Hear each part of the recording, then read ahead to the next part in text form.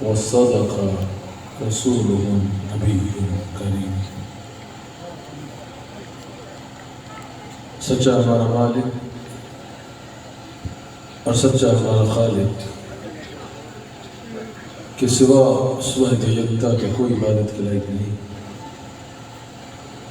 اور سچا اس کے پیارے حبیب آپ کے اور میرے آقا مولا رحمت للعالمین خاتم النبیین حضرت سیدنا و مولانا محمد رسول اللہ صلی اللہ علیہ وآلہ وسلم کہ جن کے ذکر کی اس خوبصورت محفل میں یار آپ حاضر ہیں۔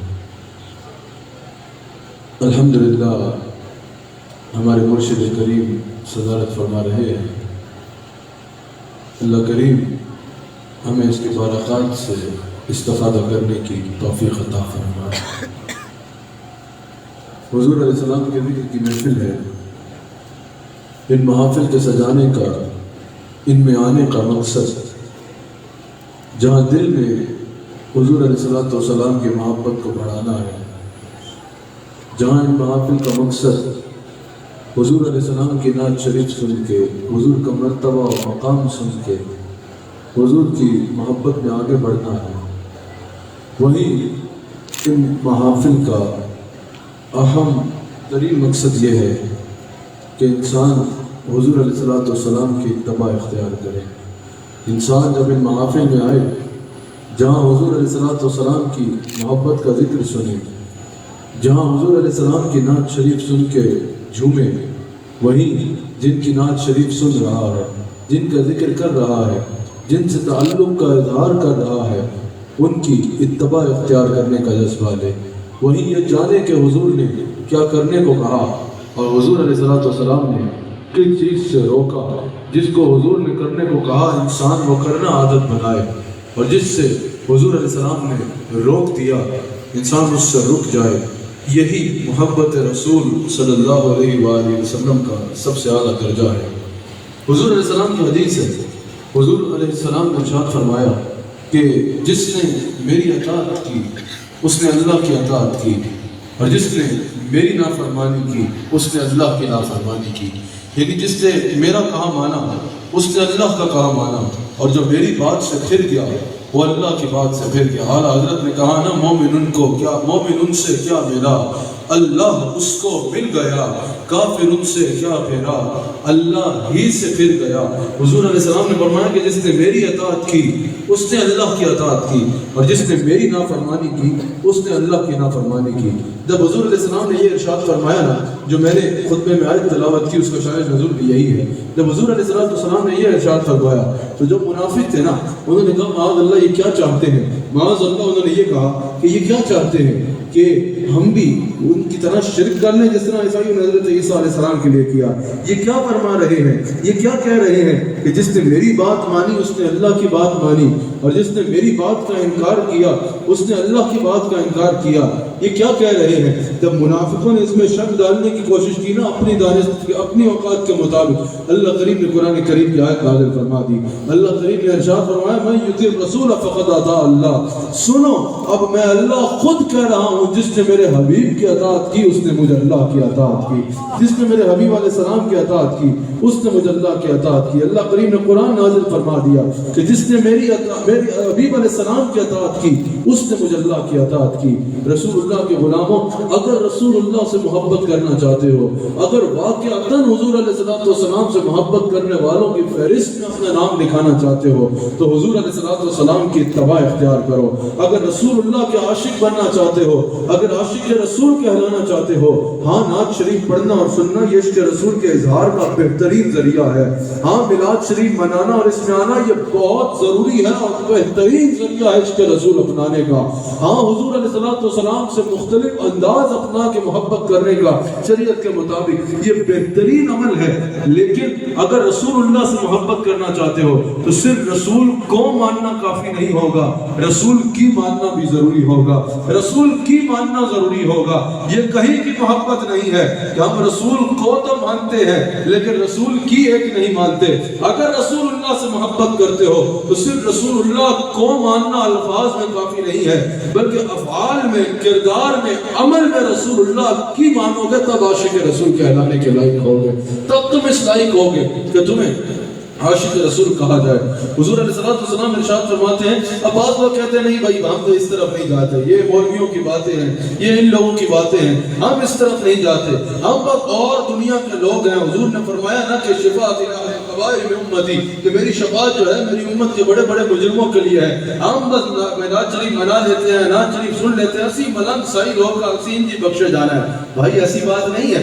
حضور نے اس لیے نہیں فرمایا کہ میری شفاعت امت کے بڑے گناہ گاروں کے لیے ہے کہ امت گناہوں پہ معاذ اللہ ڈھیٹ ہو جائے، بلکہ اس لیے فرمایا ہے کہ کوئی جتنا کمزور ہوتا ہے اس کو اتنے ہی سہارے کی ضرورت ہوتی ہے۔ اس سے مراد یہ ہے کوئی جتنا بڑا مجرم بھی کیوں نہ ہوا، جتنا بڑا گناہ گار بھی کیوں نہ ہوا، جب توبہ کر کے میری بارگاہ میں آ گیا سچی توبہ کر کے تو اس کو بخشوانا پھر میرے ذمہ کرم پہ ہوگا۔ یا اگر میری اتباع کرنے والے میرے غلام سے انجانے میں بتقاضۂ بشریت گناہ ہو گئے تو اس کو بخشانا میری ذمہ داری ہے۔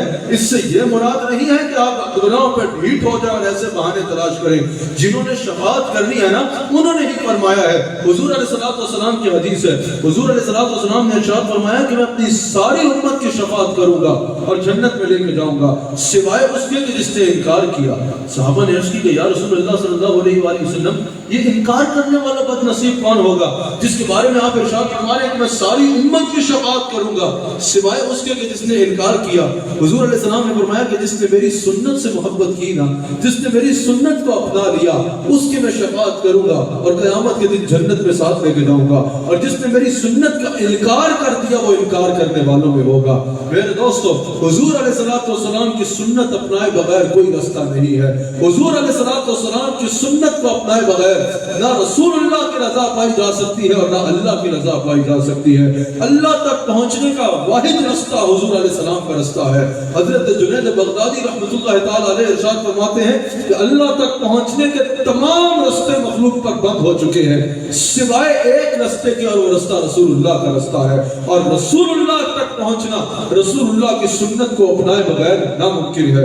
حضور علیہ السلام نے فرمایا جس نے میری سنت سے محبت کی اس نے مجھ سے محبت کی، یعنی حضور نے واضح فرما دیا اگر مجھ سے محبت کرنا چاہتے ہو تو پہلے میری سنت سے محبت کرو، میری سنت کی محبت تمہیں مجھ تک پہنچائے گی۔ اللہ کریم قرآن کریم میں ارشاد فرماتا ہے قُلْ إِن كُنتُمْ تُحِبُّونَ اللَّهَ فَاتَّبِعُونِي يُحْبِبْكُمُ اللَّهُ۔ جیسے حضور نے فرمایا نا کہ مجھ تک پہنچنے کا واحد رستہ میری سنت اپنانا ہے، میری سنت اپنانا ہے، یعنی حضور علیہ السلام کی سنت کو ترک کر کے انسان حضور تک پہنچ ہی نہیں سکتا۔ ویسے ہی اللہ کریم فرما رہا ہے کہ اگر مجھے بھی پانا چاہتے ہو تو رسول اللہ کی سنت، رسول اللہ کی اتباع کے بغیر کوئی رستہ نہیں ہے۔ اللہ کریم نے فرمایا قُلْ إِن كُنتُمْ تُحِبُّونَ اللَّهَ فَاتَّبِعُونِي يُحْبِبْكُمُ اللَّهُ۔ اے میرے حبیب علیہ السلام ارشاد فرما دیجئے میرے ہر اس بندے سے جو مجھ سے محبت کا ارادہ رکھتا ہے، قُلْ إِن كُنتُمْ تُحِبُّونَ اللَّهَ، ہر اس بندے تک میرا یہ پیغام پہنچا دیں جو مجھ سے محبت کا ارادہ رکھتا ہے، کیا کہ فَاتَّبِعُونِي، وہ آپ کی اتباع اختیار کرے، یعنی وہ کرے جو آپ نے کرنے کو کہا اور اس سے رک جائے جس سے آپ نے روکا۔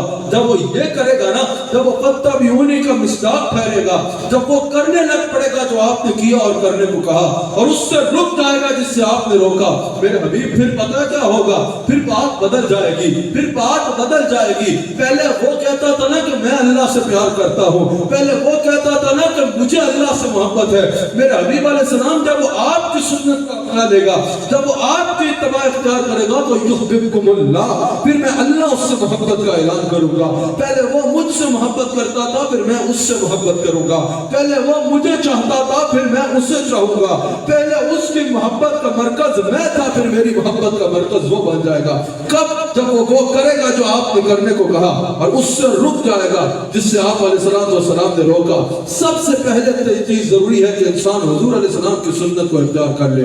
ہم آج ہمارے سے کوئی پوچھے کہ رسول اللہ کے نام پر جان دینے کو تیار ہو تو بالکل ایک دم سینہ تان کے بولیں گے ہاں بالکل، جان قربان، مال قربان، اولاد قربان، یہ بھی قربان، وہ بھی قربان۔ یہ بڑا ضروری ہے، یہ حضور نے خود فرمایا ہے تب تک کوئی مومن نہیں ہو سکتا جب تک وہ اپنی جان، مال، اولاد، اپنے عزیز، اپنے مال، اپنی ہر چیز سے زیادہ مجھ سے پیار نہیں کرتا۔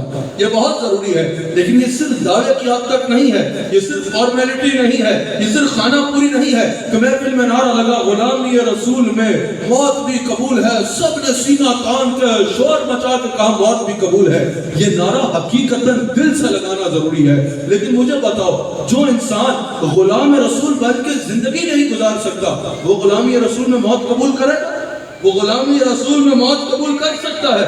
ہرگز نہیں. ہم غلامی رسول میں موت قبول کرنے کا نعرہ تو لگاتے ہیں، لیکن ہم غلامی رسول میں نماز کو قبول کیوں نہیں کرتے؟ ہم غلامی رسول میں حضور کی سنت کو قبول کیوں نہیں کرتے؟ ہم غلامی رسول میں حضور علیہ السلام کی اتباع اختیار کیوں نہیں کرتے؟ ہم سر کٹانا تو رسول اللہ کی غلامی میں نعرہ لگا دیتے ہیں کہ کٹا لیں گے، لیکن زندگی حضور علیہ السلام کے بتائے ہوئے راستے پہ کیوں نہیں گزار سکتے؟ بتاؤ، جو بازار میں کم تول رہا ہے، جو جھوٹی قسمیں کھا کر مال بیچ رہا ہے، جو لوگوں کا لوانہ کھینچ رہا ہے، جو غرباء اور مساکین پہ ظلم کر رہا ہے، جو لوگوں کو زبان یا ہاتھ کے ذریعے تکلیف پہنچا رہا ہے، جو بازار میں جو ہے وہ کم تول رہا ہے، جیسا میں نے کہا، جو کسی کے لیے نفع کا باعث نہیں بن رہا بلکہ لوگوں کے لیے تکلیف کا باعث بن رہا ہے، جو شریعت کے اوپر پورا نہیں اتر رہا، جو حضور علیہ السلام کی سنت نہیں سجا رہا، جو حضور علیہ السلام کے بتائے ہوئے راستے پہ نہیں چل رہا، جو فرائض ادا نہیں کر رہا، وہ کہاں سے کہے گا کہ میں غلامی رسول میں موت بھی قبول کروں گا؟ پہلے غلام رسول بن کر زندگی گزارو، پھر یہ دعویٰ کرو کہ مجھے غلامی رسول میں موت قبول ہے. حضور علیہ السلام ارشاد فرماتے ہیں،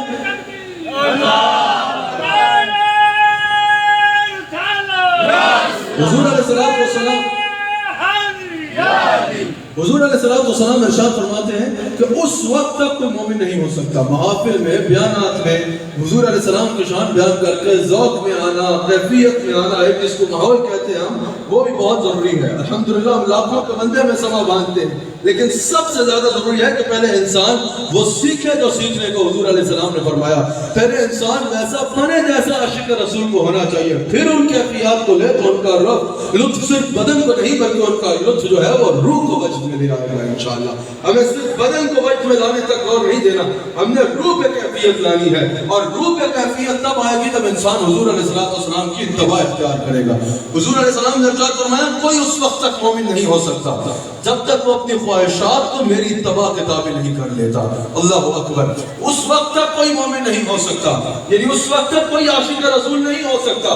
اس وقت تک عشق رسول کا دعویٰ، ہاں انسان صبر کر رہا ہو وہ اور بات ہے، محنت کر رہا ہو، سٹیپ بائی سٹیپ آگے کوشش کر رہا ہو وہ اور بات ہے، لیکن ایک بندہ سنت کو ترک کر چکا ہو، سنت کی طرف توجہ ہی نہ ہو، حضور علیہ السلام کی طرف اتباع کی طرف توجہ ہی نہ ہو، اور کہتی میں بڑا عاشق رسول ہوں، وہ عاشق رسول نہیں ہے. کیونکہ حضور نے فرمایا کوئی اس وقت تک مومن نہیں ہو سکتا جب تک وہ اپنی خواہشات کو میری اتباع کے تابع نہیں کر لیتا، وہ اپنی نفسانی خواہشات پر میرے حکم کو ترجیح نہیں دے لیتا. یعنی اگر نفس کہہ رہا ہے، دل کر رہا ہے کہ انسان کچھ اور کرے، اور حضور علیہ السلام کا حکم اس کے برعکس ہے، انسان اپنی خواہش نہ مانے، اپنے دل کی نہ مانے، بلکہ وہ کرے جو حضور علیہ السلام نے کرنے کو کہا، تب انسان اس لائق ہوگا کہ اس کو سچا عاشق رسول کہا جائے. حضور علیہ السلام کی اتباع اختیار کیے بغیر کوئی رستہ نہیں ہے. میں نے چند منٹ آپ سے کلام اب کرنا ہے، لیکن آپ کی بھرپور توجہ درکار ہے. بخاری میں یہ موجود ہے، جب حضور علیہ السلام فتح مکہ سے واپس تشریف لے جا رہے تھے، جب حضور علیہ السلام فتح مکہ کے لیے تشریف لے کے جا رہے تھے، مدینہ منورہ سے مکہ کا سفر فرما رہے تھے، سخت گرمی کے دن تھے، رمضان کا مہینہ تھا. صحابہ حضور کی بارگاہ میں حاضر ہوئے، یہ بخاری میں موجود ہے. عرض کی یا رسول اللہ صلی اللہ علیہ وآلہ وسلم، سخت گرمی ہے، صحرا کا سفر ہے، رمضان ہے، روزہ رکھا ہے، لیکن یا رسول اللہ ظاہر ہے ہر عمر کے صحابہ ساتھ ہیں. یا رسول اللہ صلی اللہ علیہ وسلم اس گرمی میں، اس صحرا کے سفر میں پیاس برداشت نہیں ہو رہی ہے، یا رسول اللہ کچھ کرم فرمائے، رحمائی فرمائے. عصر کا وقت، جب صحابہ حضور کی بارگاہ میں حاضر ہوئے، یا رسول اللہ صلی اللہ علیہ وآلہ وسلم پیاس برداشت نہیں ہو رہی. حضور علیہ السلام نے فرمایا کہ پانی کا جام میری بارگاہ میں پیش کیا جائے. پیش کیا گیا. حضور علیہ السلام نے دست ہاتھ بلند فرمایا تاکہ سب اس جام کو دیکھیں. جب سب صحابہ نے دیکھ لیا، حضور علیہ السلام نے وہ پانی پی لیا. جیسے ہی حضور علیہ السلام نے وہاں روزہ افطار فرما لیا، عصر میں پانی پی لیا، جتنے صحابہ نے حضور کو یہ کرتے دیکھا سب نے پانی پی لیا. اچھا، بعض صحابہ ایسے تھے جن کی نیت میں کوئی جو ہے وہ کمزوری معاذ اللہ نہیں تھی. حضور علیہ السلام کا تمام صحابہ، آج ساری امت کا عشق رسول اکٹھا کر لیا جائے، حضور کے کسی ایک صحابی کے عشق برابر نہیں ہو سکتا. الحمدللہ ہم اہل سنت و جماعت جہاں حضور کے تمام صحابہ اہل بیت کا حیا کرتے ہیں، وہاں حضور کے تمام صحابہ کا حیا کرنے والے ہیں. بعض صحابہ جن کی نیت معاذ اللہ غلط نہیں تھی، نیت بڑی اچھی تھی. نیت کیا تھی؟ انہوں نے سوچا کہ عصر کا وقت تو ہو گیا، جب صحرا میں اتنی گرمی میں سفر میں عصر تک ہم نے پیاس کو برداشت کیا، تو ابھی کچھ ہی دیر رہ گئی ہے مغرب میں، مغرب تک انتظار کر لیتے ہیں، پھر پانی پی کر پورا روزہ کریں تو اس کا اجر زیادہ ہوگا کہ اتنی تکلیف میں ہم نے تکلیف کو برداشت کیا صحرا کی گرمی میں. انہوں نے روزہ افطار نہ کیا. جب حضور تک یہ خبر پہنچی نا کہ بعض صحابہ ایسے، نیت ان کی بات سمجھ آنے میں سننے میں بہت اچھی لگ رہی ہے نا کہ بھئی ہم مغرب تک روزہ مکمل کرتے ہیں کیونکہ ہم برداشت کر سکتے ہیں. جب حضور تک یہ خبر پہنچی، حضور نے فرمایا انہوں نے گناہ کیا. حالانکہ انہوں نے روزہ مغرب تک افطار کرنے کی نیت کی تھی کہ ہم مغرب پہ افطار کریں گے. حضور نے فرمایا انہوں نے گناہ کیا. جب میں نے پانی پی لیا تو سب کو پانی پی لینا چاہیے تھا. پتہ چلا کہ روزہ، نماز، حج یہ سب ارضی میں آئے، ایک آبادی میں آئے، اور وہ چلا تو بربادی ہے تمہارے لیے. اب جو میں نہ پکڑ لے گا دنیا و آخرت میں وہ کامیاب ہوگا، اور جس نے میری بات نہ مانی دنیا و آخرت میں بربادی اس کا مقدر ٹھہرے گی. سب سے اول چیز یہ ہے کہ انسان حضور علیہ السلام کی اتباع اختیار کرے. حضور علیہ السلام کی اتباع اختیار کیے بغیر کچھ بھی نہیں ہے. انسان وہ کرے جو حضور نے کرنے کو کہا، اور اس سے روک جائے جس سے حضور نے روکا. ساری بات حضور علیہ السلام کے فرمان کی ہے. اب یہاں یہ بھی ذہن میں رکھنا، لیکن یہ ذہن میں رہے تم اور میں شریعت کے تابع ہیں. بعض لوگ یہ بیان کرتے ہوئے کہتے ہیں نبی کا یہی تو کام ہے، ہم یہی تو کہتے ہیں. نبی تو صرف معاذ اللہ ایک قاصد کی حیثیت رکھتا ہے، ایک پیغام دینا نبی کا کام ہے. نبی کے پاس اور معاذ اللہ استغفر اللہ کچھ نہیں، نبی نے صرف پیغام دینا ہے. ایسی بات نہیں ہے. تو اور میں شریعت کے تابع ہیں، نبی شریعت کا مالک ہے. تم نے اور میں نے شریعت کے مطابق چلنا ہے، شریعت کے مطابق بولنا ہے، شریعت کے مطابق اٹھنا ہے اور شریعت کے مطابق بیٹھنا ہے. میرا نبی وہ ہے تو شریعت کا مالک ہے. رسول اللہ بولیں گے تو بولنے سے شریعت بنے گی، چلیں گے تو چلنے سے شریعت بنے گی، اٹھیں گے تو اٹھنے سے شریعت بنے گی، اور بیٹھیں گے تو بیٹھنے سے شریعت بنے گی. بخاری میں موجود ہے حضور علیہ السلام نے حضرت سعید بن معلّہ کو آواز لگائی. سعید بن معلّہ کو حضور علیہ السلام نے بلایا. حضرت سعید بن معلّہ کو حاضر ہوتے کچھ دیر ہو گئی. حضور علیہ السلام نے فرمایا سعید بن معلّہ میں نے تمہیں آواز لگائی، میں نے تمہیں بلایا، تمہیں آتے دیر کیوں ہوئی؟ عرض کی یا رسول اللہ نماز پڑھ رہا تھا. اب ظاہر ہے تو یہ بات ٹھیک لگتی ہے نا انسان کو، اگر کوئی بلائے کہ میں حضور کی بات نہیں کر رہا. تو اللہ نے یہی فرمایا ہے نماز پڑھو تو ایسی تو غیر کے تصور سے کٹ کے ہو، غیر کے تصور سے پاک ہو. لیکن یاد رکھنا مصطفیٰ کا تصور غیر کا تصور نہیں، مصطفیٰ کے تصور سے ہی خدا کا تصور ملتا ہے. حضور علیہ السلام نے فرمایا دیر کیوں ہوئی؟ عرض کی یا رسول اللہ نماز پڑھ رہا تھا. حضور نے یہ نہیں فرمایا کہ ٹھیک ہے اچھا کیا کہ نماز مکمل کرنے کے بعد آئے. حضور علیہ السلام نے فرمایا کیا تم نے قرآن کا یہ حکم نہیں سنا کہ جب اللہ اور اس کا رسول بلائے تو دیر مت کرنا؟ اب سوال یہ ہے کہ یہاں بلا رسول اللہ رہے تھے اور حضور فرما رہے ہیں جب اللہ اور اس کا رسول بلائے تو دیر مت کرو تاکہ وہ تمہیں زندگی عطا فرمائے. پتہ چلا حضور بتا رہے ہیں رسول اللہ کا بلانا در حقیقت اللہ کا بلانا ہے. حضور نے فرمایا کیا تمہیں یہ قرآن کا یہ تم نے حکم نہیں سنا؟ حالانکہ وہ کہہ رہے میں نماز پڑھ رہا تھا، لیکن حضور نے فرمایا تم نے قرآن کا یہ حکم نہیں سنا کہ جب اللہ اور اس کا رسول بلائے تو فوراً حاضر ہو جاؤ، دیر نہ کرو. اللہ اکبر. پتہ چلا کہ حضور علیہ السلام کی اتباع، حضور علیہ السلام کی بات ماننا یہی دین ہے اور یہی ایمان ہے.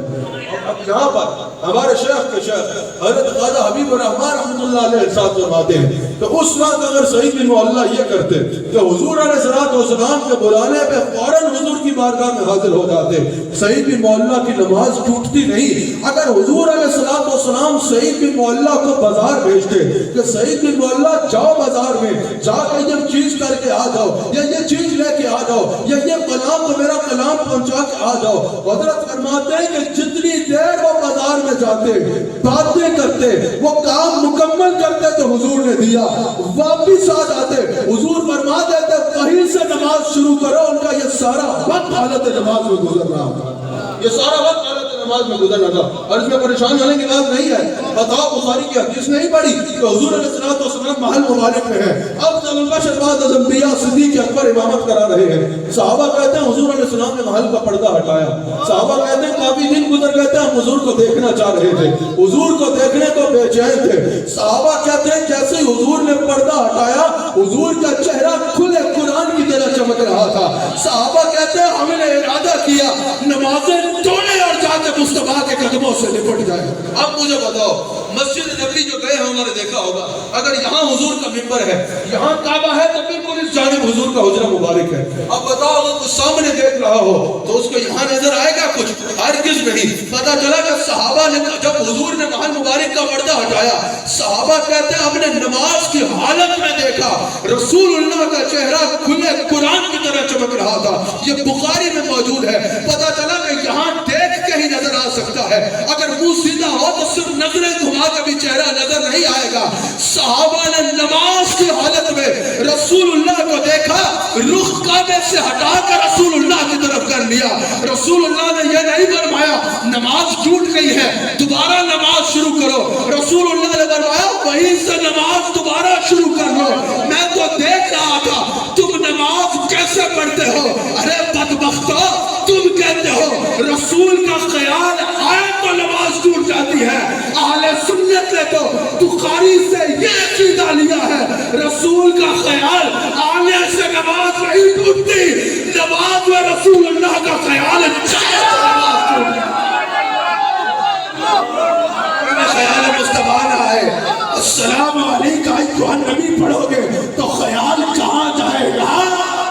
अगर कभी इमाम ने पढ़ दिया वमा अर्सलनाका इल्ला रहमतन लिल आलमीन तो ख्याल कहाँ जाएगा? अगर इमाम ने पढ़ा वरफ़अना लका ज़िक्रक तो मुल्ला जी ख्याल कहाँ जाएगा? अगर इमाम ने पढ़ा लक़द जाअकुम रसूल तो मुल्ला इमाम का तेरा ख्याल कहाँ जाएगा? अगर इमाम ने पढ़ा वमा अर्सलनाका इल्ला रहमतन लिन्नास तो ख्याल कहाँ जाएगा? अगर इमाम ने पढ़ा मा काना मुहम्मद सल्लल्लाहु अलैहि वसल्लम ख्याल कहाँ जाएगा? अगर इमाम ने सूरह तौहीद भी पढ़ दी तो कुल हुवल्लाहु अहद अल्लाहु अहद से पहले कुल में ख्याल कहाँ जाएगा? अगर तुझे ख्याल मुस्तफा पसंद नहीं तो खिंजीर दीन इस्लाम से दूर भाग जा। इस्लाम पे तू जहाँ देखेगा तुझे मोहम्मद रसूलुल्लाह की बात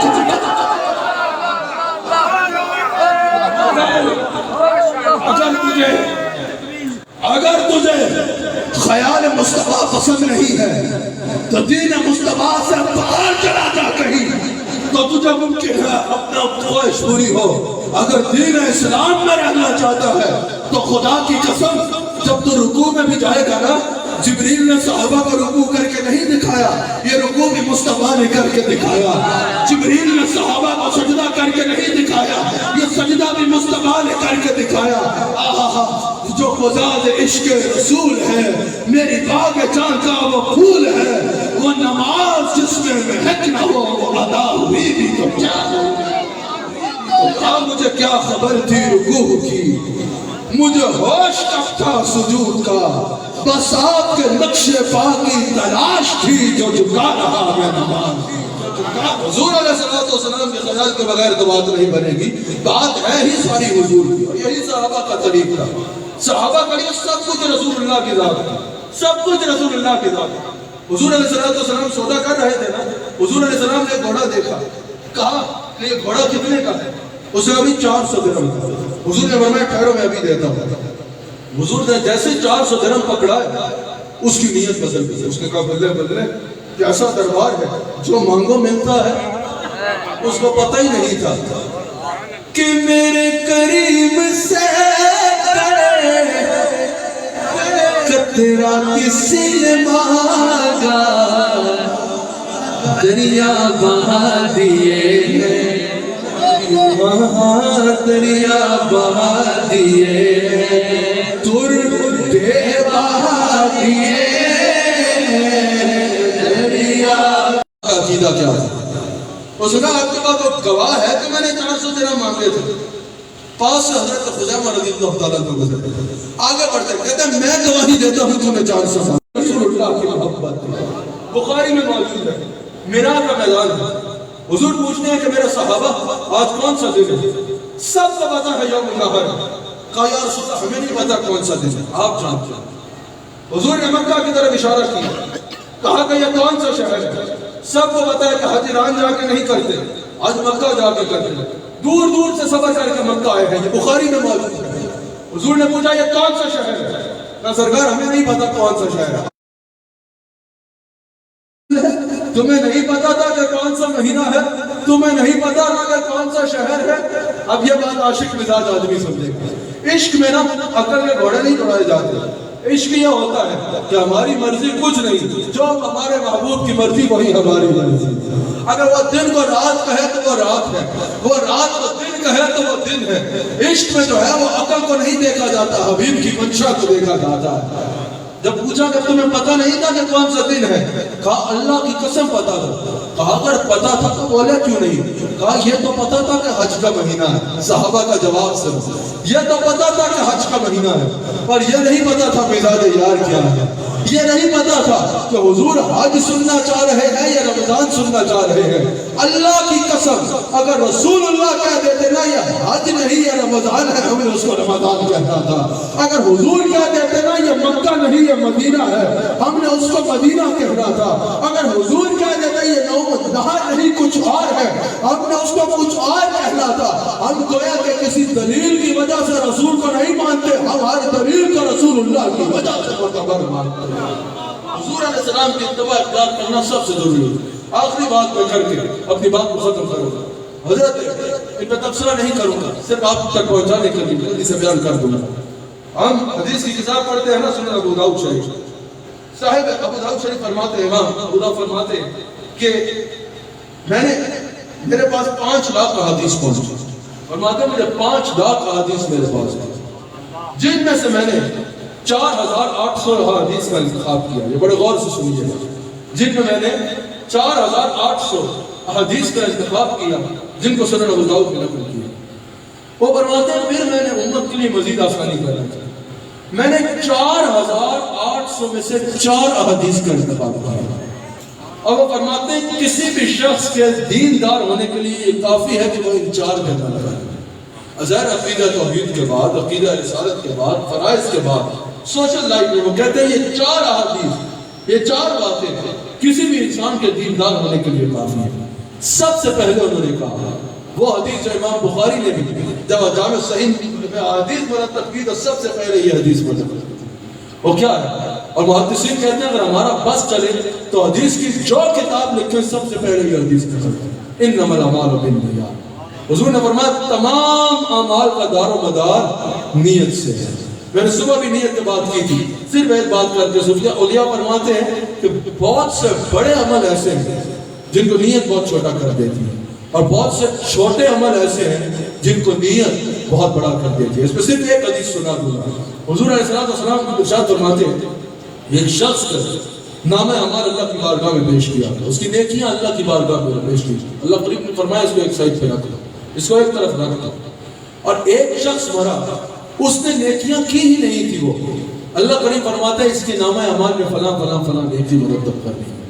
فرشتوں نے عرض کی کہ یا اللہ ایک بندے نے عمل کیا اور تو نے اس کا کیا ہوا عمل قبول نہیں فرمایا، اور دوسرا بندہ یہ ہے اس نے عمل کیا ہی نہیں اور تو نامہ اعمال میں عمل مرتب فرمانے کا فرما رہا ہے۔ حضور فرماتے ہیں اللہ نے فرمایا کہ اس نے عمل تو کیا تھا لیکن اس میں نیت صاف نہیں تھی، نیت ریا کی تھی، اس لیے اس کا نامہ اعمال میں عمل مرتب نہیں ہوا۔ اور دوسرا شخص عمل نہ کر پایا لیکن اس کی نیت تھی کہ وہ یہ عمل کرے گا، ہم اس کے نامہ اعمال میں عمل مرتب فرما رہے ہیں۔ دوسری حدیث وہ کہتے ہیں جو کسی بھی شخص کے دیندار ہونے کے لیے کافی ہے، وہ یہ ہے کہ حضور علیہ السلام نے ارشاد فرمایا کہ اسلام کا یہ حسن ہے کہ مسلمان بیانی باتوں کا، بے معنی باتوں کو چھوڑ دے، افعال و کردار میں فضول کاموں کو، فضول باتوں کو چھوڑ دے، اپنے وقت کو قیمتی بنائے۔ مومن اپنے وقت کی قدر کرے اور وقت کو قیمتی بنائے۔ تیسری حدیث کو کہتے ہیں ان 4 میں سے جو ان کے نزدیک انسان کے دیندار ہونے کے لیے کافی ہے، وہ یہ ہے کہ اسلام مومن کی یہ شان ہے، مومن کا یہ حسن ہے۔ حضور فرماتے ہیں کہ مومن جو اپنے لیے پسند کرتا ہے وہی اپنے بھائی کے لیے پسند کرتا ہے، اگر اپنے لیے اچھا پسند کرتا ہے تو اپنے بھائی کے لیے برا نہیں، بھائی کے لیے بھی اچھا پسند کرتا ہے، اپنے لیے عزت پسند کرتا ہے تو بھائی کے لیے بھی عزت پسند کرتا ہے، اپنے لیے اگر بیسٹ پسند کرتا ہے تو بھائی کے لیے بھی بیسٹ پسند کرتا ہے۔ یعنی اگر ایک مومن ہے وہ ان کو اللہ نے مال دے رکھا ہے اور اس کا نوکر ہے وہ بھی مومن ہے، وہ مالک جو اپنے لیے پسند کرے گا وہی اپنے غلام کے لیے پسند کرے گا۔ اللہ اکبر۔ یہ تیسری چیز ہے، ہر بات پر تبصرہ ہو سکتا ہے لیکن وقت کی کمی کے باعث تبصرہ نہیں کروں گا۔ اور چوتھی چیز حضور فرماتے ہیں کہ چوتھی حدیث جو اسلام کے ایک شخص کے دیندار ہونے کے لیے کافی ہے ان کے نزدیک، وہ یہ فرماتے ہیں کہ حضور نے فرمایا کہ حلال اور حرام سب واضح ہے۔ قیامت کے دن انسان یہ نہیں کہہ سکتا کہ مجھے تو یہ پتہ ہی نہیں تھا کہ یہ کرنا ہے، مجھے تو یہ پتہ ہی